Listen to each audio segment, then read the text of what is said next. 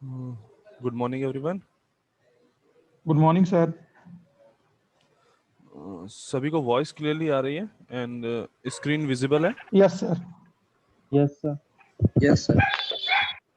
Yes sir.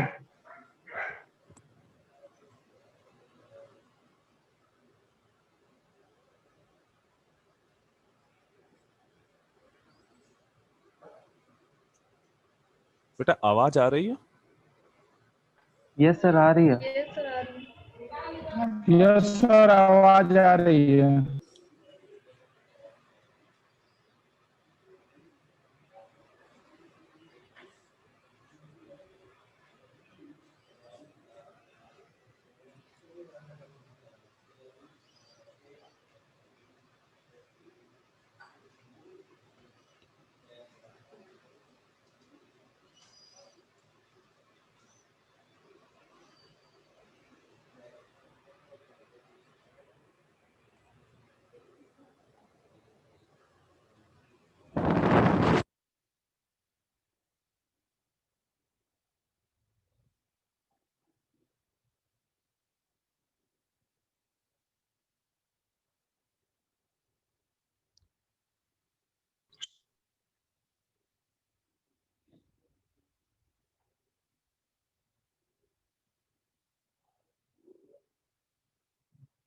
विकल्प Kumar,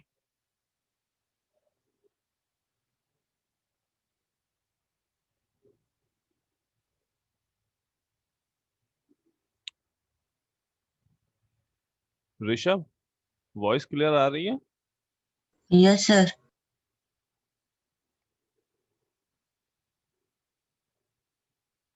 yes sir, आपकी आवाज आ रही है।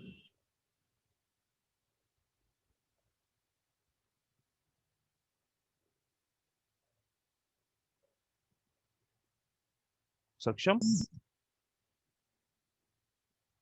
Yes sir. हाँ, वॉइस आ रही है बेटा, क्लियर आ रही है? यस, आ रही है सर, आ रही है, क्लियर है। Okay okay. Okay, last class में हमने एक ही एक्सपेरिमेंटल कॉन्सेप्ट देखा था कि कैसे हम इलेक्ट्रॉन और होल्स का जो पोटेंशियल एनर्जी में अगर कोई चेंजेस आ रहे हैं तो उस पोटेंशियल एनर्जी में चेंज की वजह से इलेक्ट्रॉन का मूवमेंट वो कैसे अफेक्ट करता है। हमने एक एग्जांपल के थ्रू देखा था। ठीक है, हमने नॉर्मल एक दो पैरेलल प्लेट्स ली थी। उस पैरेलल प्लेट में जो हमारी प्लेट ए थी उसको हमने ग्राउंड कर दिया था एंड दोनों प्लेट्स को हमने एक वी वोल्टेज से कनेक्ट कर रखा था, राइट। और उसकी वजह से क्या था, ये बी पॉइंट पे हमें माइनस वी वोल्ट मिल रहा था। नाउ आफ्टर दैट हमने कहा कि यहाँ पे एक इलेक्ट्रॉन है जो वी आई वेलोसिटी से मूव करने की कोशिश कर रहा है फ्रॉम ए टू बी।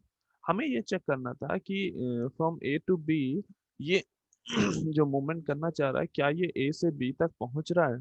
ठीक है, ये जो चेंज इन पोटेंशियल एनर्जी है, पोटेंशियल डिफरेंस की वजह से जो चेंज इन पोटेंशियल एनर्जी है उसकी वजह से कोई चेंजेस आ रहे हैं या नहीं आ रहे हैं। तो हमने फाइंड आउट किया कि जो हमारा पोटेंशियल है वो ए टू बी जीरो से माइनस वी हो रहा है एंड इसकी जो पोटेंशियल एनर्जी हमने फाइंड आउट की तो एट पॉइंट ए पे जो पोटेंशियल एनर्जी है Q इंटू वी वो कितनी आई, जीरो। एंड पॉइंट बी पे जो पोटेंशियल एनर्जी आ रही थी वो Q इंटू माइनस वी और कितनी आ रही थी, माइनस क्यू वी, राइट।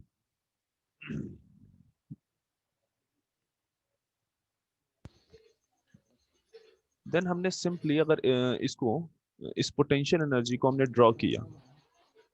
खोले तो हाँ, जब इस पोटेंशियल एनर्जी को हमने इस तरह से ड्रॉ किया तो एक चीज हमें क्लियरली समझ में आई। जब हम पॉइंट ए पे थे, एट पॉइंट ए तुम्हारी जो काइनेटिक एनर्जी थी वो कितनी थी, half M V I square. And जो पोटेंशियल एनर्जी होगी वो कितनी थी, zero. At point A potential energy zero है और kinetic energy half M V I square की बराबर है। तो टोटल एनर्जी जो होगी वो कितनी हो जाएगी, half M V I square के बराबर। ठीक, इसी वजह से हमने एक कांस्टेंट लाइन यहाँ पे बनाई कि हाँ, जो तुम्हारी टोटल एनर्जी होगी वो हमेशा कांस्टेंट रहेगी। दैट इज वाई यहाँ पे हमने एक कांस्टेंट लाइन से शो किया कि हाँ ये हमारी क्या है, ये हमारी क्या है काइनेटिक, ये हमारी क्या है टोटल एनर्जी है, राइट। अब यहाँ हमें क्लियरली दिख रहा है जब हम ए से बी की तरफ आगे बढ़ रहे हैं, जब हम ए से बी की तरफ आगे बढ़ रहे हैं तो हो क्या रहा है, हमारी पोटेंशियल एनर्जी जो है वो इंक्रीज कर रही है और काइनेटिक एनर्जी हमारी डिक्रीज कर रही है। अगर हम किसी पॉइंट सी पे लेट से हैं, कोई पॉइंट सी पे हम लेट से हैं, तो उस पॉइंट सी पे हमारा क्या हो रहा होगा,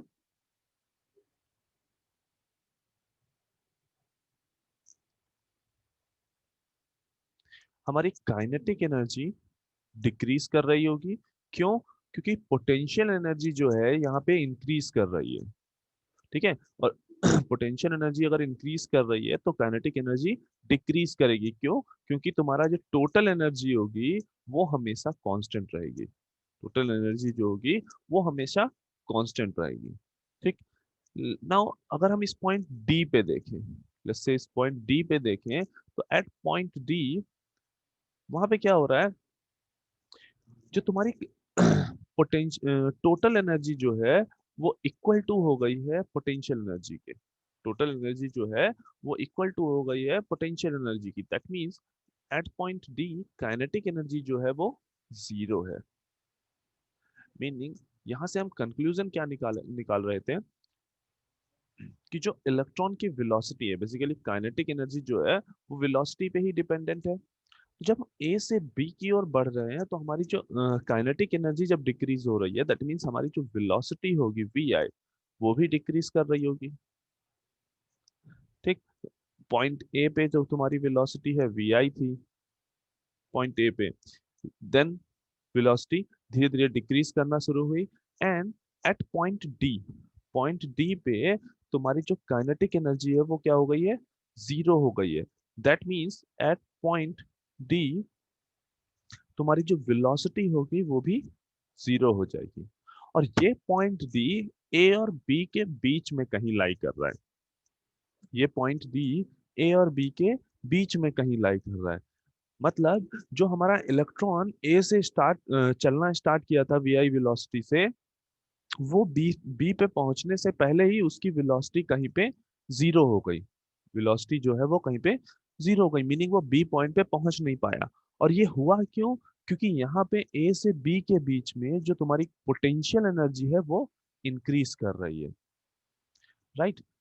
तो यहाँ से हमें कंक्लूजन क्या मिलता है कि फॉर इलेक्ट्रॉन, अगर हम केवल इलेक्ट्रॉन की बात करें, अगर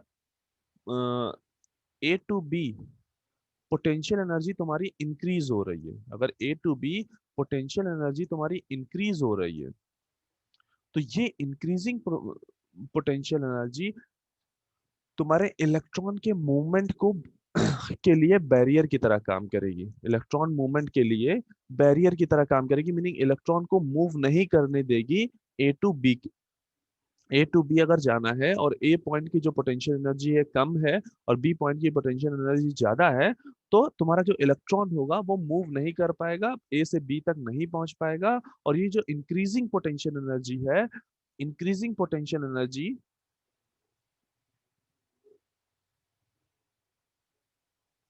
बैरियर की तरह काम करेगी फॉर इलेक्ट्रॉन।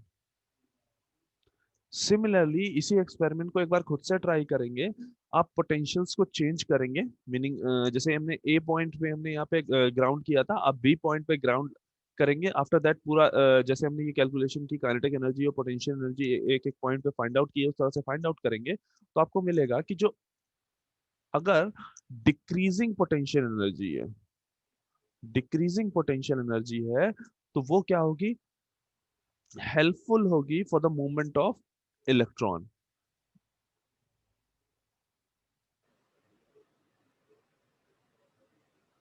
सिमिलरली अगर हम होल्स के लिए बात करें, फॉर होल्स हम बात करेंगे, तो इसका जस्ट अपोजिट होगा, मीनिंग होल्स के लिए decreasing potential energy, decreasing potential energy जो होगी वो हेल्पफुल होगी, एंड जो इंक्रीजिंग पोटेंशियल एनर्जी होगी वो बैरियर की तरह काम करेगी। तो इन 4 पॉइंट को हमेशा याद रखेंगे। यहाँ से हमको यही 4 पॉइंट याद ही रखने हैं। एक्सपेरिमेंट हमें याद रहता है या नहीं रहता है दैट डजंट मैटर, ठीक है। एक्सपेरिमेंट इससे रिलेटेड तुम्हें इस एक्सपेरिमेंट से रिलेटेड कहीं क्वेश्चन नहीं मिलेगा, लेकिन ये हमें पॉइंट याद रखने हैं कि इलेक्ट्रॉन के लिए इंक्रीजिंग पोटेंशियल एनर्जी जो होगी वो बैरियर की तरह काम करेगी, और होल्स के लिए सर आपने दोनों में एक ही चीज लिखी हुई है। होल्स के लिए डिक्रीजिंग पोटेंशियल बैरियर की तरह काम करेगा, और इंक्रीजिंग पोटेंशियल हेल्पफुल होगा for the movement of electron, for the movement of holes, ठीक है। दैट इज व्हाई हमने यहाँ पे जब एनर्जी बैंड डायग्राम पे देखो, एनर्जी बैंड डायग्राम में जब N2P देख रहे हो, N2P देख रहे हो, तो पोटेंशियल एनर्जी N2P में कंडक्शन बैंड की पोटेंशियल एनर्जी की बात हो रही है। कंडक्शन बैंड की जो पोटेंशियल एनर्जी वो इंक्रीज कर रही है। जब आप N2P देख रहे हो तो कंडक्शन बैंड की पोटेंशियल एनर्जी इंक्रीज हो रही है। तो इस साइड पे, N साइड पे जो इलेक्ट्रॉन होंगे उनके लिए ये पोटेंशियल एनर्जी बैरियर की तरह काम करेगी, जबकि यहाँ पे जो होल्स होंगे उन होल्स के लिए ये फेवरेबल होगा और ये होल इजीली मूव कर पाएंगे। मीनिंग ये जो इंक्रीजिंग पोटेंशियल एनर्जी है, जब हम होल की बात करेंगे तो हम वैलेंस बैंड में बात करेंगे, ठीक है। तो इलेक्ट्रॉन के लिए ये इंक्रीजिंग पोटेंशियल एनर्जी तुम्हारी बैरियर की तरह काम करेगी, बट होल के लिए ये जो इंक्रीजिंग पोटेंशियल एनर्जी है ये हेल्पफुल होगी for the movement of hole, ठीक। सिमिलरली जब हम P टू N साइड देखेंगे, P साइड से N साइड की तरफ देखेंगे, तो हमारी पोटेंशियल एनर्जी जो हो रही है वो क्या हो रही है, डिक्रीज कर रही है। चाहे हम कंडक्शन बैंड देखें या वैलेंस बैंड देखें, हमारी पोटेंशियल एनर्जी जो है वो डिक्रीज कर रही है, और डिक्रीजिंग पोटेंशियल एनर्जी होल के लिए बैरियर का काम करती है, ठीक। यहाँ पे इलेक्ट्रॉन इजिली मूव कर पाएंगे, ठीक है। मीनिंग अगर ये जो स्पेस चार्ज रीजन या डिप्लीशन रीजन जब फॉर्म हो गया, उसके बाद electron from P to N easily move कर सकते हैं, and hole from N to P easily move कर सकते हैं। अब P साइड के लिए इलेक्ट्रॉन जो है वो माइनॉरिटी कैरियर है, सिमिलरली N साइड के लिए होल्स जो हैं वो माइनॉरिटी कैरियर हैं। तो यहां से हमें कंक्लूजन क्या मिल रहा है कि ये डिप्लीशन रीजन फॉर्म हो जाने के बाद, डिप्लीशन रीजन जब ये फॉर्म हो जाएगा, उस डिप्लीशन रीजन के फॉर्म हो जाने के बाद तुम्हारे जो मेजॉरिटी कैरियर हैं वो मूव नहीं कर पाएंगे, लेकिन जो तुम्हारे माइनॉरिटी कैरियर हैं वो इजिली मूव कर सकते हैं। मेजॉरिटी कैरियर बोथ साइड के मूव नहीं कर पा रहे हैं। ये जो डिप्लीशन रीजन है ये तुम्हारे मेजॉरिटी कैरियर के लिए बैरियर की तरह काम कर रहा है, जबकि माइनॉरिटी कैरियर को के लिए हेल्पफुल है फॉर द मूवमेंट, ठीक। आफ्टर दैट हमने देखा था कि हाँ, उसके बाद हमने बिल्ट इन पोटेंशियल जो यहाँ पे बैरियर जनरेट हुआ, उस बैरियर को जो जनरेट हुआ है उसकी वजह से जो पोटेंशियल एनर्जी में चेंज है, उस चेंज इन पोटेंशियल एनर्जी की वजह से जो पोटेंशियल डिफरेंस वहां बन रहा है, उस पोटेंशियल डिफरेंस को हमने बेसिकली फाइंड आउट करने की कोशिश की थी। उसके लिए हमने सिंपली एनर्जी बैंड डायग्राम से अप्रोच किया था हमने, ठीक है। और भी डिफरेंट अप्रोचेस हैं, बट हम जो यहाँ पे अप्रोच लेके चल रहे हैं वो एनर्जी बैंड डायग्राम वाली अप्रोच ले रहे हैं, ठीक है। तो यहाँ हमने देखा जो ये चेंज इन पोटेंशियल एनर्जी है, ये जो चेंज इन पोटेंशियल एनर्जी है उसी को बेसिक, वो जो चेंज इन पोटेंशियल एनर्जी है वही तुम्हारी क्या है, QVBI है। मतलब वो पोटेंशियल जिसको हम बिल्ट इन पोटेंशियल बोल रहे हैं मल्टीप्लाई बाय चार्ज, तो ये किसके बराबर होगा, चेंज इन पोटेंशियल एनर्जी के। अब चाहे उसको कंडक्शन बैंड में देखो, कंडक्शन बैंड में चेंज इन पोटेंशियल देखो, या वैलेंस बैंड में चेंज इन पोटेंशियल देखो, या इंट्रिंसिक फर्मी लेवल में चेंज इन पोटेंशियल देखो, ठीक। तो हमने क्या बताया कि QVBI जो है वो चेंज इन पोटेंशियल है, चेंज इन पोटेंशियल एनर्जी है, और वो यहां से यहां तक है। उसके बाद ये दो चीजें हमने और डिफाइन की, Q5FP एंड Q5FN। अगर इन दोनों को आपस में ऐड कर दें, इन दोनों की वैल्यू फाइंड आउट करके, तो हमें QVBI मिल जाएगा, और वहां से हम Q से डिवाइड करके बोथ साइड पे हम built in potential find out कर लेंगे। हम बेसिकली कोशिश कर रहे हैं कि वो built in potential find out करने की जिसकी वजह से ये डिप्लीशन रीजन मेजॉरिटी कैरियर के लिए बैरियर का काम कर रहा है। ठीक है, हम बिल्ट इन पोटेंशियल वो पोटेंशियल है जिसकी वजह से तुम्हारा जो ये डिप्लीशन रीजन है वो तुम्हारा बैरियर की तरह काम कर रहा है इलेक्ट्रॉन और होल मेजॉरिटी कैरियर के मूवमेंट के लिए, राइट। और साथ साथ हमें ये भी पता करना है कि ये जो बिल्ट इन पोटेंशियल है वो कंसंट्रेशन पे किस तरह से डिपेंडेंट है, डिफरेंट कंसंट्रेशन पे ये किस तरह से डिपेंडेंट है। तो अब अगर देखो Q5F को देखोगे तो Q5F जो है वो क्या है, EFI P, P इसलिए कि intrinsic Fermi level of P side, तो EFIP minus EF, EFIP minus EF, then Q5N अगर हम बात करते हैं तो वो क्या आ जाएगा, EF minus EFIN, EF minus EFIN। तो हमारा QVBI क्या हो जाएगा, बेसिकली हमारा जो QVBI होगा वो क्या होगा, इन्हीं दोनों का सम होगा, मतलब EFIP minus EF plus EF minus EFIN, right. After that हमने N रीजन में इलेक्ट्रॉन कंसंट्रेशन देखा। इलेक्ट्रॉन कंसंट्रेशन का हमने जब ये वाला इलेक्ट्रॉन कंसंट्रेशन भी हमने पढ़ा हुआ है जब हमने फर्मी लेवल फाइंड आउट किए थे with respect to intrinsic Fermi level, तो हमने सिंपली Ni थोड़ा सा चेंजेस करके Ni को इंट्रोड्यूस किया था वहां पे, ठीक है। तो जिसको इसमें डाउट हो कि ये N नॉट से इस N नॉट पे हम कैसे पहुंचे, वो एक बार उसको रेफर करेंगे, अगर कुछ तब भी दिक्कत होती है तो एक बार पूछ लेंगे, ठीक है। हमने एन नॉट की इक्वेशन ली और उसके बाद उस एन नॉट की इक्वेशन में बोथ साइड लॉग लेके हमने EF माइनस EFIN की वैल्यू फाइंड आउट की थी, हमने EF माइनस EFIN की वैल्यू फाइंड आउट की थी, minus KT ln N naught upon Ni, ठीक है। अब क्योंकि N रीजन में हमने डोपिंग ND की थी, ठीक, ND कंसंट्रेशन हमने लिया था और हम मान रहे हैं कि यहाँ पे फुल आयोनाइजेशन है, तो हम N naught is equal to ND रख सकते हैं। तो EF minus EFIN is equal to हमें क्या मिला, minus KT ln ND upon Ni।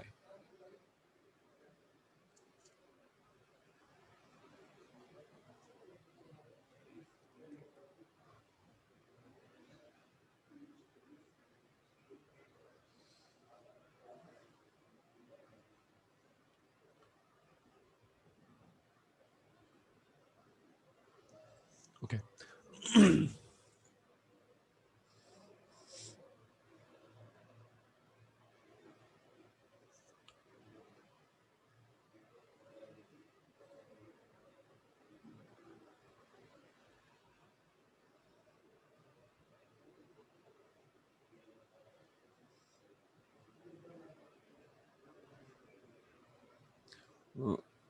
Just a minute, यहाँ पे एक करेक्शन है, यहाँ पे ये प्लस होता है, ये तुम्हारा यहाँ पे प्लस होता है, देन ये भी प्लस आएगा, ये भी प्लस होगा,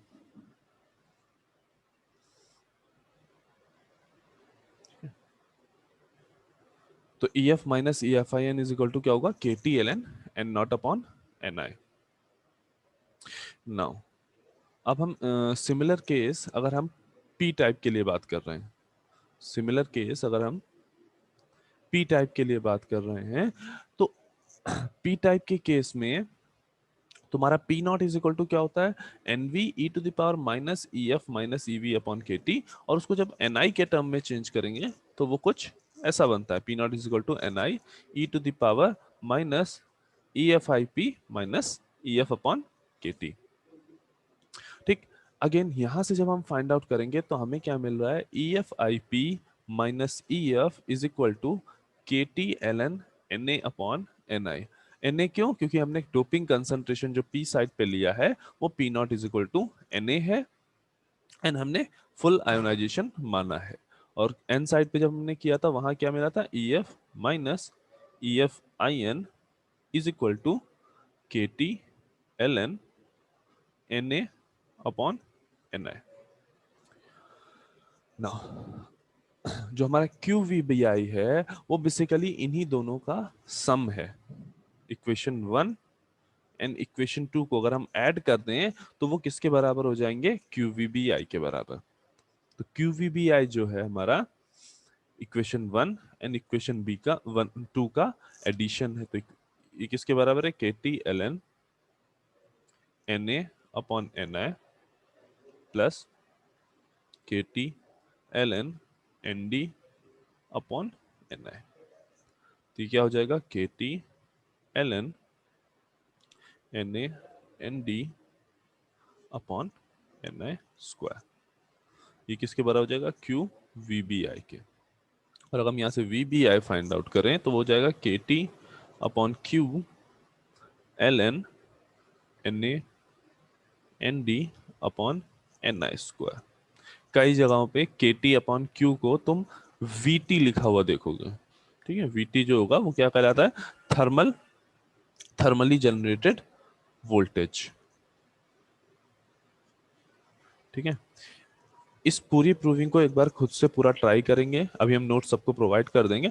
इस पूरी प्रूविंग को एक बार खुद से ट्राई करेंगे, और इन केस कहीं पे भी कोई डाउट आता है तो नेक्स्ट क्लास में इसको पूछेंगे। ठीक है, एक्चुअल में इस पे तुम्हें इन प्रूविंग्स पे, चाहे अभी ये बिल्ट इन पोटेंशियल हो या नेक्स्ट अभी जो हम इलेक्ट्रिक फील्ड और डिप्लीशन विड्थ की बात करेंगे पीएन जंक्शन की, ये प्रूविंग्स डायरेक्टली तुमसे पूछी जा सकती हैं। डायरेक्टली तुमसे बोला जाएगा कि हाँ जो पीएन जंक्शन का built in potential find out करने के लिए डायरेक्टली आती। तो अगर ये प्रूविंग तुम्हारी होती है तो इसमें कोई भी अगर डाउट हो तो एक बार पूछ सकते हैं। और अभी भी अगर किसी को डाउट लग रहा हो तो वो अभी पूछ सकता है।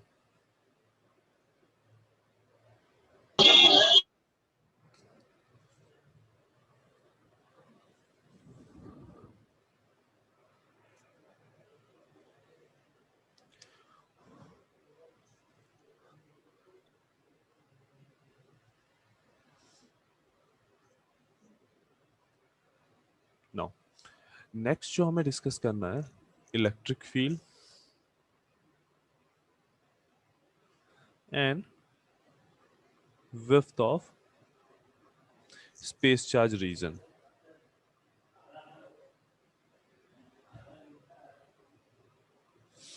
नाउ